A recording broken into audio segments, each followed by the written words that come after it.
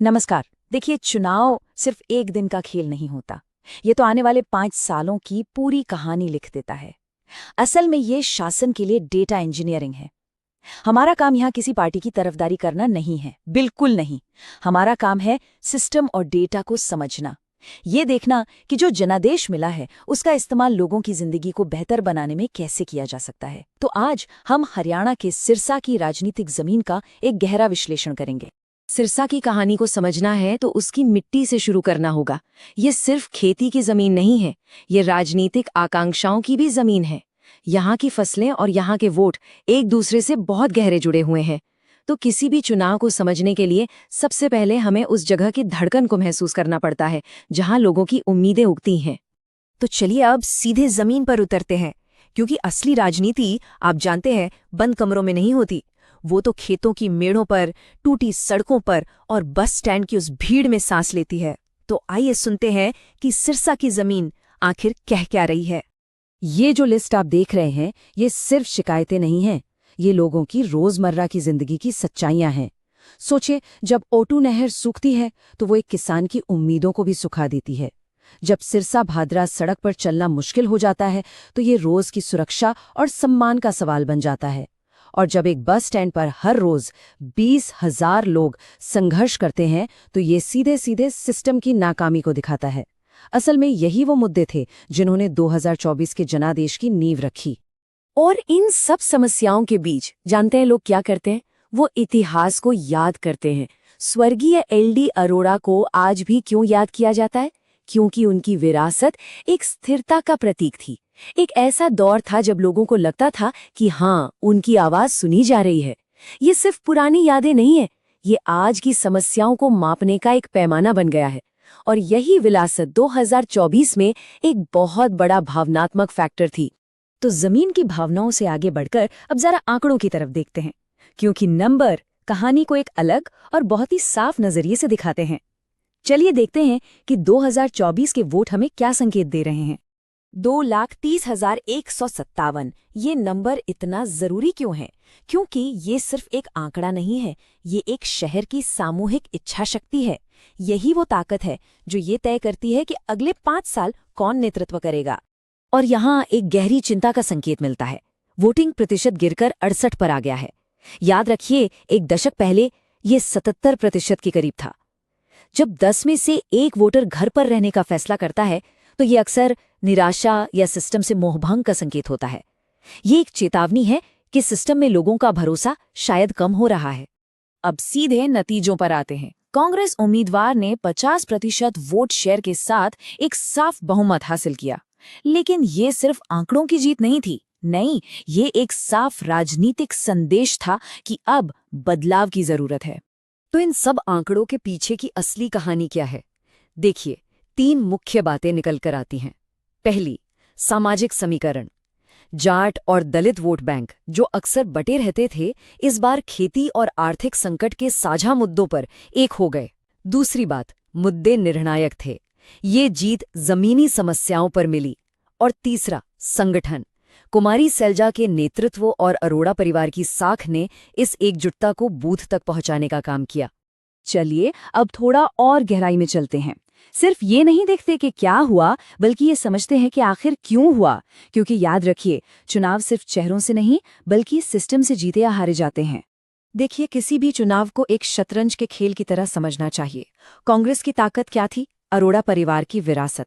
लेकिन कमजोरी? एक कमजोर जमीनी संगठन। मौका कहाँ से मिला? किसानों की नाराजगी से। और खतरा क्या था?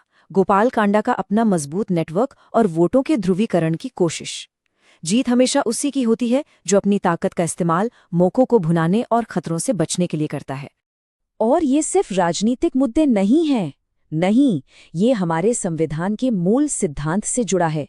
हमारा संविधान हर नागरिक को एक गरिमापूर्ण, एक सम्मान के साथ जीवन जीने का वादा करता है। तो जब सड़कें टूटती हैं या खेतों तक पानी नहीं पहुंचता, तो ये सिर्फ एक सुविधा की कमी नहीं है, ये उस वादे का उल्लंघन है। ये लोगों के सम्मान का सवाल है। ये मुकाबला सिर्फ 2 उम्मीदवारों के बीच नहीं था। असल में ये 2 अलग-अलग राजनीतिक मॉडलों का टकराव था। एक तरफ थी विरासत और युवा ऊर्जा, तो दूसरी तरफ थी स्थापित ताकत और जमीनी नेटवर्क।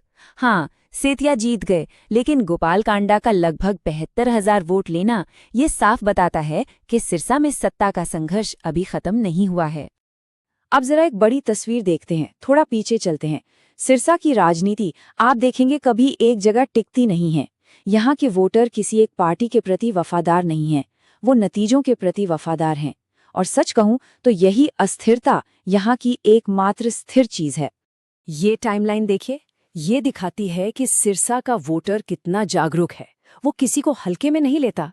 जब भी बड़ी पार्टियों ने निराश किया तो उन्होंने निर्दलीय और क्षेत्रीय दलों को भी मौका दिया। लेकिन हाल के सालों में वोटिंग में जो लगातार गिरावट आई है, वो एक बहुत बड़ी चेतावनी है। असली सवाल अब ये है कि क्या कोई भी पार्टी इस मोहभंग को दोबारा विश्वास में बदल पाएगी? तो इस पूरे विश्लेषण से एक असरदार रणनीति का खाका उभर कर सामने आता है। हम इसे चतुर्मुख सिद्धांत कहते हैं, यानी 4 मोर्चों पर एक साथ काम करने की रणनीति। देखिए, एक जीतने वाली रणनीति को 4 सवालों का जवाब देना होता है। पहला, चुनावी मोर्चा।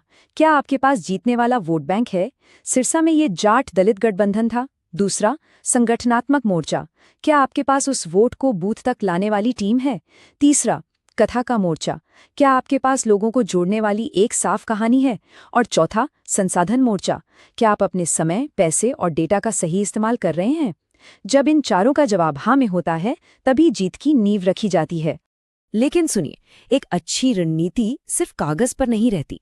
असली चुनौती तो इसे एक ठोस, समय पर काम करने वाली योजना में बदलने की है।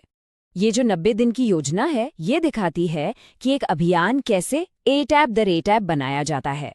पहले योजना और तैयारी, फिर जमीन पर लोगों से सीधा जुड़ाव, आखिरी महीने में अपनी बात को तेजी से फैलाना और अंतिम हफ्ते में सिर्फ एक लक्ष्य, अपने समर्थकों को वोटिंग बूथ तक पहुंचाना। ये एक वैज्ञानिक प्रक्रिया है, कोई जादू नहीं। और इस सबसे जरूरी बात है, अभियान के दौरान लोगों के समस्याओं को सुनने के लिए जो सिस्टम बनता है, वही सिस्टम चुनाव के बाद उन समस्याओं को सुलझाने का माध्यम भी बनना चाहिए।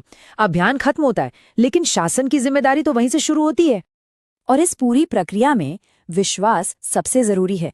जब कोई वोटर अपनी जानकारी देता है, तो वो एक भरोसा करता है। भारत का डेटा गोपनीय कानून इसी भरोसे को कानूनी रूप देता है।